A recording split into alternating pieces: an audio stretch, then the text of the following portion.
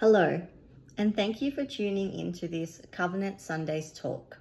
3 women from our mothers group, titled Fiat, will share their thoughts with you all, reflecting on the motto for the year, United in the Covenant, Pilgrims of Hope. Our Lady provides the perfect example. The Fiat itself gives us hope to follow and cherish the Lord's plan for us all, no doubt a plan of total love.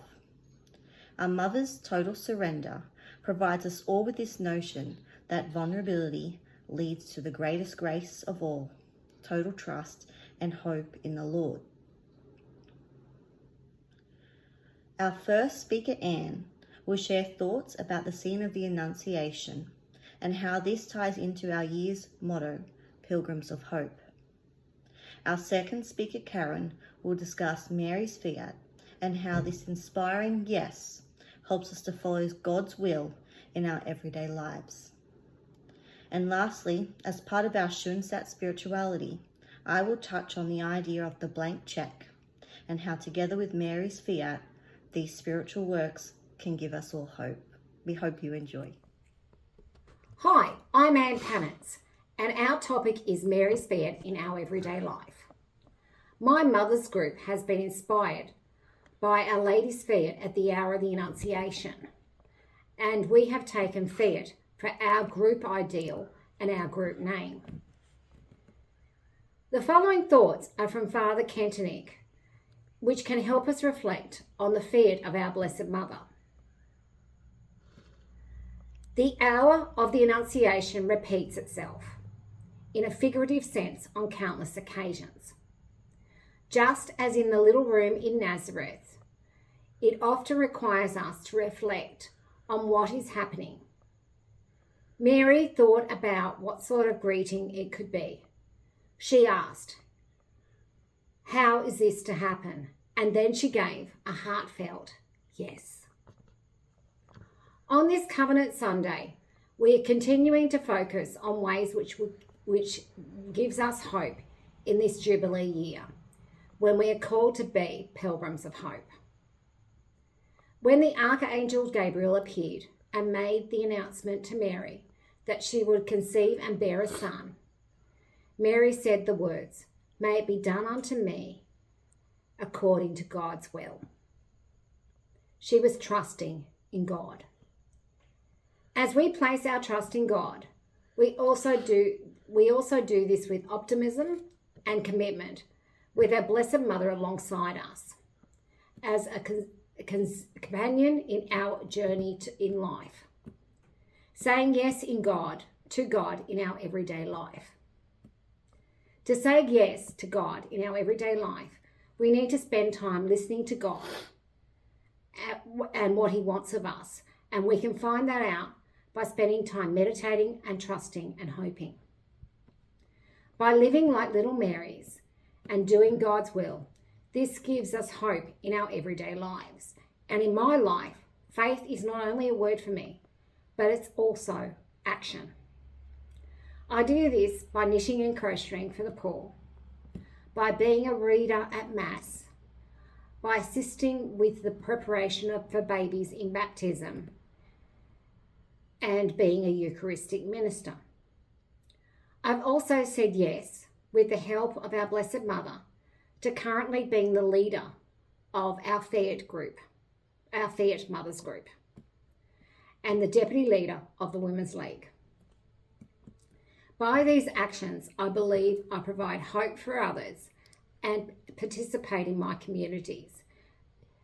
Also, being at our shrine also fills me with hope, and being with the Blessed Mother, I feel protected and cared for. On 25th of March, we will celebrate the solemnity of the Annunciation of the Lord. For many of us, it's a favourite feast which opens to us much to reflect upon. It is also the feast day of the Single Women's League. You may like to meditate on the open doors of the tabernacle in the shrine, which depict this scene of the Annunciation. The tabernacle is the symbol for the Women's League. We can be touched again and again by our Blessed Mother's readiness to go along with God's plan, even when she did not understand and when it was contrary to her own plans. Hi everyone, my name is Karen Green and I'm part of the Fiat Mothers group. I'll be talking about how Mary's fiat inspires us to follow God's will in our everyday lives. Mary's fiat, her yes to God, calls us to action in our own lives. Just as she bore Christ within her, we are invited to carry him into the world through our daily actions, words, and choices. Mary's yes was not simply a one-time event in history, but the beginning of God's plan for our redemption, and it continues to inspire us today. In the first joyful mystery, the Annunciation, we witness Mary's response to the angel Gabriel. "Behold, I am the handmaid of the Lord. May it be done to me according to your word." This wasn't just a moment in time. It was the beginning of a lifelong journey of faith and trust in God. Mary's fiat was an act of complete surrender and trust, showing us how to respond to God's will, even when the path ahead is unclear or difficult. Her fiat was more than just words. It was an act of love, courage, and deep trust in God's plan. Father Kentonage in Heavenwoods, he writes, "Your shrine is our Nazareth, concealed in the night of our times." Just as Mary lived her yes in the quiet, hidden life of Nazareth, our own spiritual home, the shrine, is a place where we learn to say fiat. It is a place where we encounter God, surrender to him, and let him shape our lives. Just as Mary trusted in God's will without fully understanding what it would mean for her, we too are called to trust God's plan, even when we face uncertainties in our lives. Mary's fiat not only illuminates our world, but it also invites us to reflect on the mission of Schoenstatt. Father Kentonage wrote, "Again I see you quietly speaking your fiat, see your light breaking through the night from Schoenstatt, for God in his wisdom and mercy has chosen it to be a bright beacon for the world of today. Like Mary, we are called to be a light to the world, to strengthen families, to serve others, and to live out Mary's virtues in our daily lives. When we make our covenant of love with Mary, we are not simply making a promise, we are consecrating ourselves to our Blessed Mother. By doing so, we are entrusting ourselves into her loving care and guidance. We are saying, nothing without you, Mother, nothing without us. In this covenant, we recognize that Mary is not only our spiritual mother, but also our educator. She teaches us through her fiat, her constant yes to God's will, showing us how to respond to God's call in our own lives. By consecrating ourselves to Mary, we allow her to lead us and shape us according to God's plan. We trust that just as she cooperated with God's will in her perfect way, she will help us to do the same. When we say yes to her, we are not just responding to her as a mother, but also as a disciple who wants to follow Christ's will with full trust and joy. She will educate us in humility, obedience, and love, just as she did throughout her own life. Mary's fiat was not a burden, it was a joyful surrender to God's will. She lived her mission with love, even in suffering, and we are called to do the same. To be like Mary means to serve, to trust, and to embrace God's will with joy. Our fiat may not always be easy or understood, but like Mary, we are invited to say yes to God with complete trust and surrender, knowing that he will lead us towards greater purpose. In the same way that Mary's fiat illuminated the world, our own yes to God through her intercession can be a source of light to others. We too can be instruments of God's plan, cooperating with him in the quiet everyday moments of our lives, trusting that he will lead us and use us as part of his greater mission. As we dedicate our lives to Mary and to God's plan, let us always remember the spirit of the blank check, offering God everything, our plans, dreams, struggles, without conditions. It means saying yes to God, even when we don't know what the future holds. Just like the young person discerning their vocation, a parent raising a child, or someone stepping into a new mission with courage, we are called to live out our faith with complete trust in God's wisdom and mercy. And in conclusion, Mary's fiat is more than just a historical moment. It is a living invitation for us to follow God's will in our everyday lives. It calls us to trust, to surrender, and to joyfully dedicate our lives to God's plans. Like Mary, we may not understand all that lies ahead, but we trust in God's will and offer our lives to Him. He will lead us to fulfill the purpose He has for us.